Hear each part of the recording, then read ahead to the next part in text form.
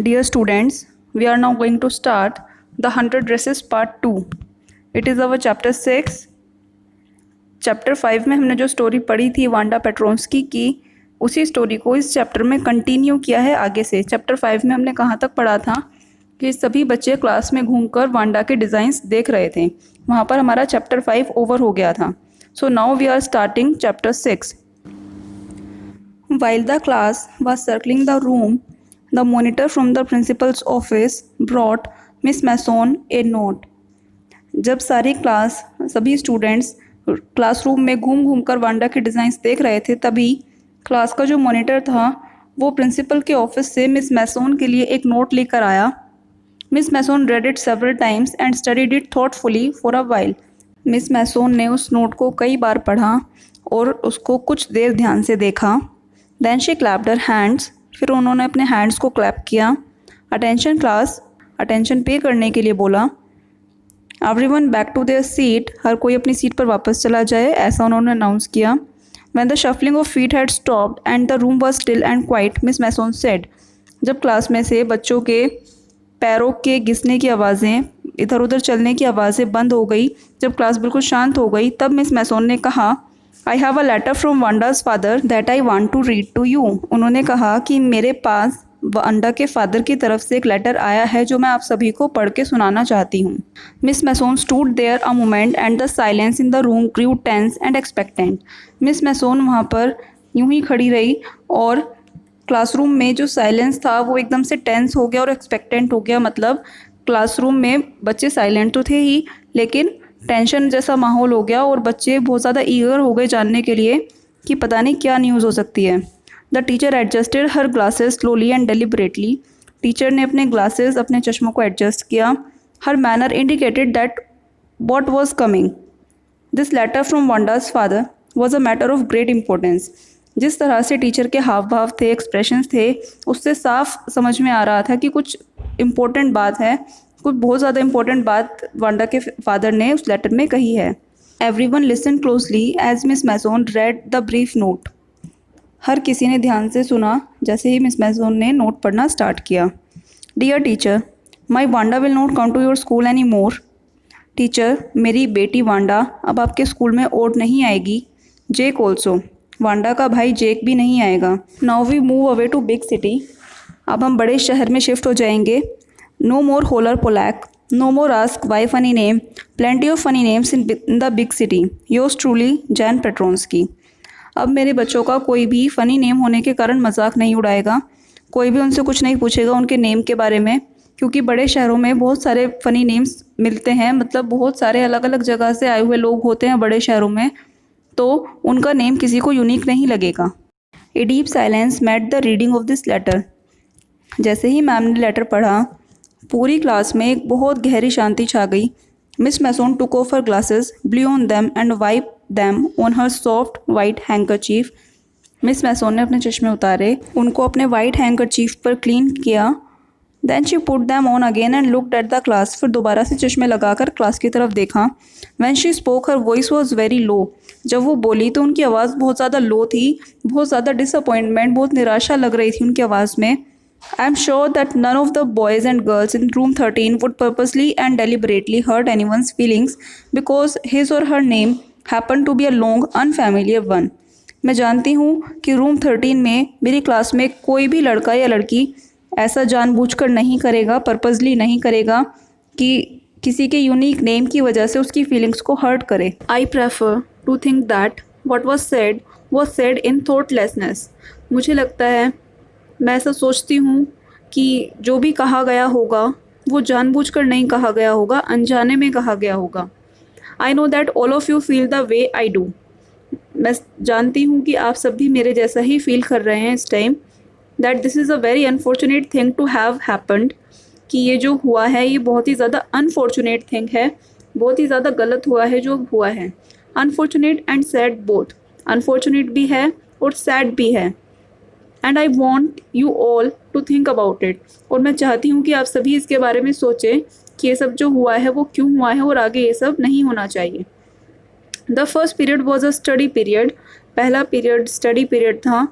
Maddie try to prepare her lessons, Maddie अपने lesson prepare करने की कोशिश कर रही थी, but she could not put her mind on her work, लेकिन वो अपने काम में अपना ध्यान नहीं लगा पा रही थी।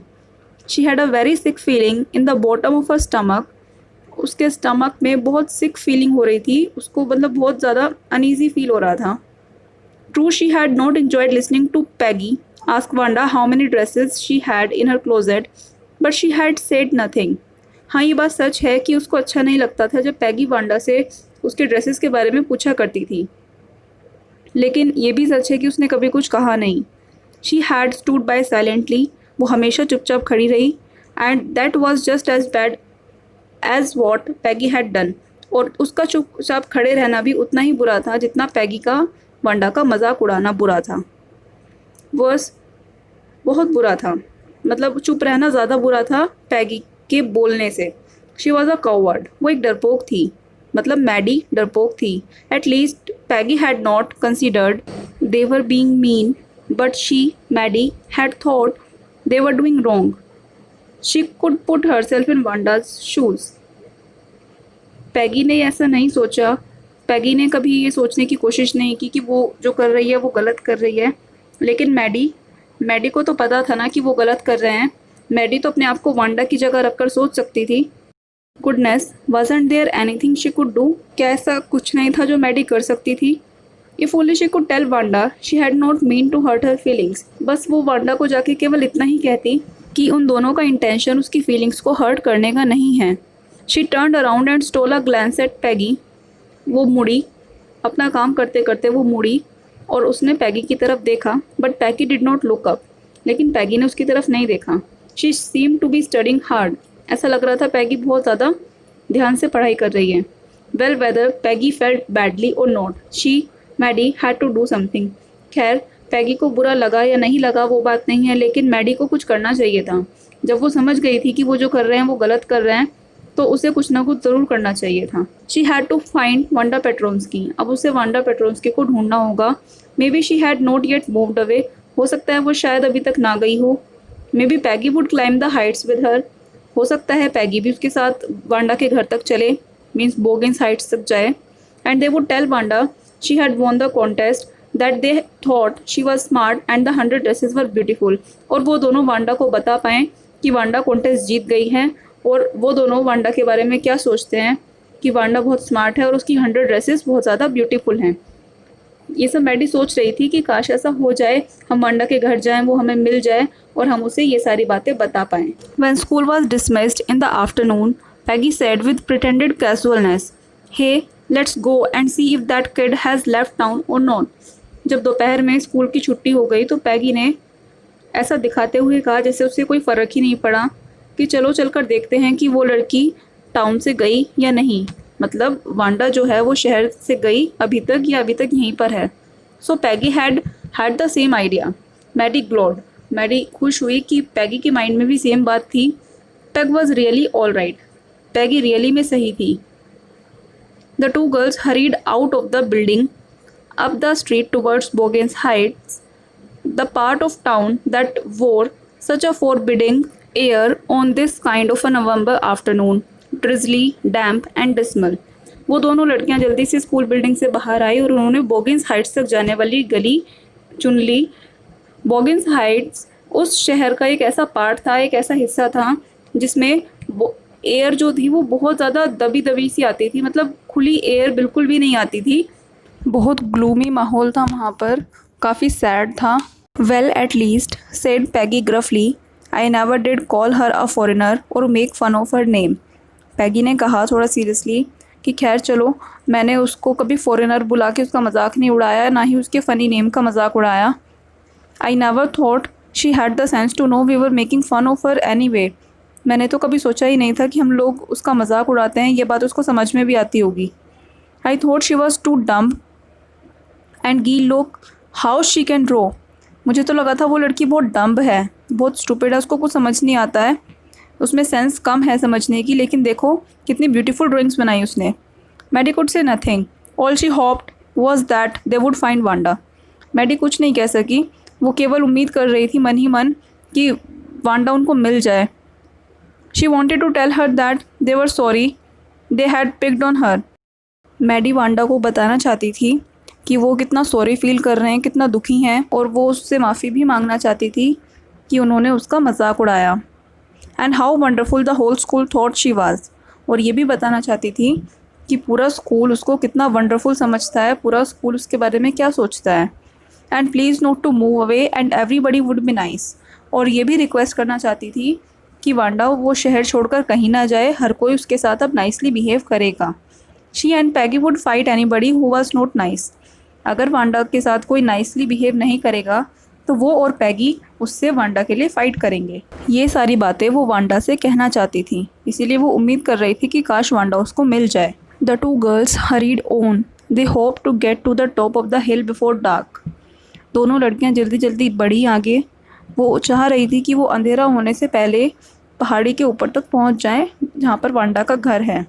आई think that's where the Petronskis live, said Maddie pointing to a little white house. Maddie ने एक छोटे से वाइट हाउस की तरफ इशारा करते हुए कहा कि मुझे लगता है कि पेट्रोन्स्कीज वहाँ रहते हैं। Wisps of old grass stuck up here and there along the pathway like thin kittens. Wanda के घर के आसपास, वांडा के घर के सामने जो जाने का रास्ता था, वहाँ पर पुरानी सूखी घास जो थी वो बिल्ली के छोटे छोटे बच्चों की तरह ऐसे ही चिपटी हुई थी, ऐसे ही लिपटी हुई थी। The house and its sparse little yard looked shabby but clean. Wanda का घर और घर के सामने जो एक छोटा सा गार्डन था वो शैबी था लेकिन क्लीन था। शैबी मतलब उसकी हालत ठीक नहीं थी, बिल्कुल भी वेल मेंटेन्ड नहीं था, लेकिन साफ़ सुथरा था। It reminded Maddie of Wanda's one dress, her faded blue cotton dress, shabby but clean. उसके घर ने और उसके यार्ड ने मैडी को वांडा की इकलौती फेडेड ब्लू कलर की ड्रेस की याद दिलाई, जो कि साफ़ सुथरी होती थी लेकिन शैबी होती थी। There was not a sign of life about the house. घर के आसपास कोई भी लाइफ का साइन नहीं था, मतलब देखकर ऐसा नहीं लग रहा था कि वहाँ पर कोई रहता भी होगा। Peggy knocked firmly on the door but there was no answer. Peggy ने बहुत फर्मली, बहुत स्ट्रांगली दरवाजे पे खटखटाया, लेकिन कोई जवाब नहीं मिला। She and Maddie went around to the backyard and knocked there. वो और मैडी बैकयार्ड में गए और पीछे वाले दरवाजे पर नॉक करने की कोशिश की, लेकिन फिर भी वहाँ से कोई जवाब नहीं आया। There was no doubt about it, the Petronskis were gone.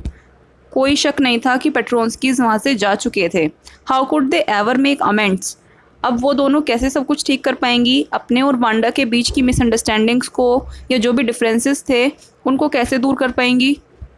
They turn slowly and made their way back down the हिल। वो धीरे से मुड़ी और पहाड़ी से नीचे उतरने लगी। She has gone now, so what can we do. Peggy ने कहा, खैर छोड़ो, अब वो जा चुकी है, अब हम कर भी क्या सकते हैं। Besides when I was asking her about all her dresses, she probably was getting good ideas for her drawings.